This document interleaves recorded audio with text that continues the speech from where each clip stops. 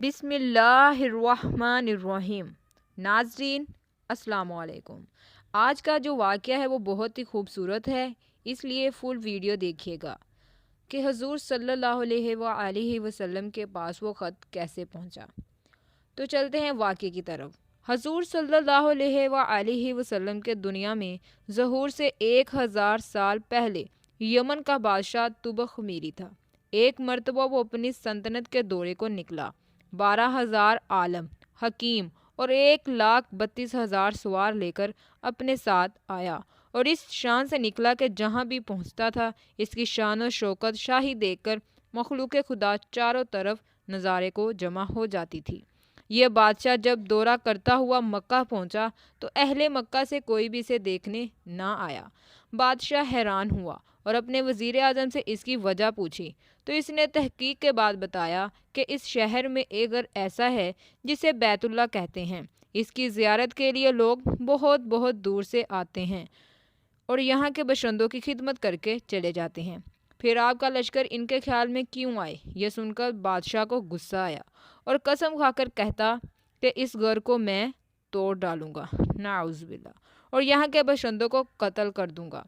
ये कहना था कि बादशाह के नाक, मुंह और आंखों से खून बहना शुरू हो गया और ऐसा बदबूदार मादा बहने लगा कि इसके पास किसी को बैठने की हिम्मत ना रही।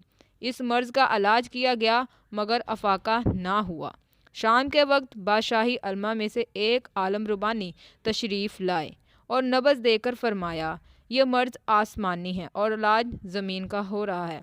ए बादशाह, आपने अगर कोई बुरी नीयत की है तो फ़ौरन उससे तौबा करें। बादशाह ने दिल ही दिल में बैतुल्ला शरीफ और खाना काबा के मतलब अपने इरादे से तौबा की। तौबा करते ही इसका वो खून और मादा बंद हो गया और साथ ही अल्लाह ने इसे ईमान की दौलत से माला मार कर दिया। फिर सेहत की खुशी में इसने बैतुल्ला शरीफ को रेशमी गलाफ से चढ़ाया और शहर के हर लोग को 7-7 अशरफियाँ और 7-7 रेशमी जोड़े दिए। फिर यहाँ से चलकर मदीना पहुँचे तो हमराही उल्मा ने जो किताबें पढ़ी थी वहाँ की मिट्टी को सूंघा और कंकरियों को देखा और नबी करीम सल्लल्लाहु अलैहि वसल्लम की हिजरत गाह की जो अलामतें उन्होंने पढ़ी थी इनके मुताबिक इस सरजमीन को पाया। तो बाहम अहद कर लिया कि हम यहाँ ही मर जाएंगे मगर इस सरजमीन को ना छोड़ेंगे। अगर हमारी किस्मत हुई तो कभी ना कभी जब नबी करीम तशरीफ़ लाएंगे तो हमें भी ज़ियारत नसीब होगी, वरना हमारी कब्रों पर तो ज़रूर कभी ना कभी इनकी जूतों की खाक उड़कर आ जाएगी और हमारी निजात के लिए वो काफ़ी है। ये सुनकर तुबख मीरी ने इन आलमों के वास्ते 400 मकान बनवाए और इस बड़े आलम रुबानी के मकान के पास हजूर की खातर 1-2 मंजिले उम्दा मकान तरमीर करवाए और वसीहत कर दी कि जब आप सल्लल्लाहु अलैहि वसल्लम तशरीफ़ लाएं तो ये मकान आपकी आरामगाह का होगा। और इन 400 उल्मा की काफ़ी मदद भी की और कहा कि तुम हमेशा यहीं रहो। और फिर इस बड़े आलम रुबानी को एक ख़त लिख दिया और कहा, मेरा ये ख़त नबी करीम को पेश कर देना। अगर ज़िंदगी भर तुम्हें हजूर की ज़ियारत का मौका ना मिले तो अपनी औलाद को वसीहत कर देना। मेरा ये ख़त महफूज रखें हता कि जब सरकार की खिदमत में पेश किया जाए। तो ये कहकर बादशाह वहाँ से चल दिया। वो ख़त नबी करीम सल्लल्लाहु अलैहि वसल्लम की खिदमत में 1000 साल बाद पेश हुआ। कैसे हुआ और ख़त में क्या लिखा था सुनिए और अज़मत रसूल सल्लम की शान देखें। उस ख़त में बादशाह ने लिखा, ए अल्लाह के हबीब, मैं आप पर ईमान लाता हूँ और जो किताब आप पर नाजल होगी इस पर भी ईमान लाता हूँ और मैं आपके दीन पर हूँ। बस अगर मुझे आपकी ज़ियारत का मौका मिल गया तो बहुत अच्छा गनीमत। अगर मैं आपकी ज़ियारत ना कर सका तो मेरी शफात करना और क़यामत के रोज़ मुझे फरामोश ना करना।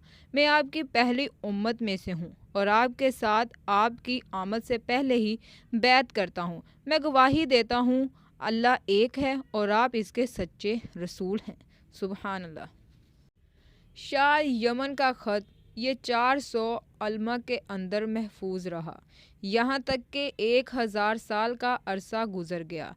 इन अलमा की औलाद इस अक्सर से बरी कि मदीना की आबादी में कई गुना इजाफा हो गया और ये ख़त اس بڑے عالم ربانی کی اولاد میں سے حضرت ابو ایوب انصاری کے پاس پہنچا۔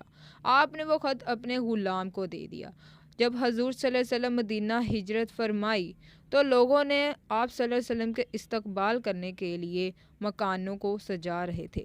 تو کوئی گلی سجا رہا تھا، کوئی سڑک کو صاف کر رہا تھا اور کوئی دعوت کا انتظام کر رہا تھا، اور سب یہی اصرار کر رہے تھے، یا رسول اللہ آپ میرے گھر تشریف لائیں۔ حضور صلی اللہ علیہ وآلہ وسلم نے فرمایا، میری اونٹنی کی نکیل چھوڑ دو، جس گھر میں یہ ٹھہرے گی اور بیٹھ جائے گی وہی میری قیامگاہ ہوگی۔ چنانچہ جو 2 منزل مکان شاہ یمن طوبہ خمیری نے حضور کی خاطر بنوایا تھا وہ اس وقت حضرت ابو ایوب انصاری کی تحویل میں تھا۔ اس میں حضور صلی اللہ علیہ وسلم کی اونٹنی جا کر ٹھہر گئی اور وہاں بیٹھ گئی۔ لوگوں نے اسی غلام کو کہا، جاؤ حضور صلی اللہ علیہ وآلہ وسلم کے پاس شاہ یمن طوبی خمیری کا خط دے آؤ۔ تو حضور نے اسے دیکھتے ہی حضور نے فرمایا، میں اللہ کا آخری رسول ہوں، لاؤ وہ خط مجھے دے دو۔ چنانچہ جب حضرت محمد صلی اللہ علیہ وآلہ وسلم نے وہ خط پڑھا اور وہ بہت خوش ہوئے اور شاہ طوبہ خمیری کو شاباش دی۔ تو ناظرین، اسی طرح اس بادشاہ کا خط حضور صلی اللہ علیہ وآلہ وسلم کی خدمت میں پیش کیا گیا۔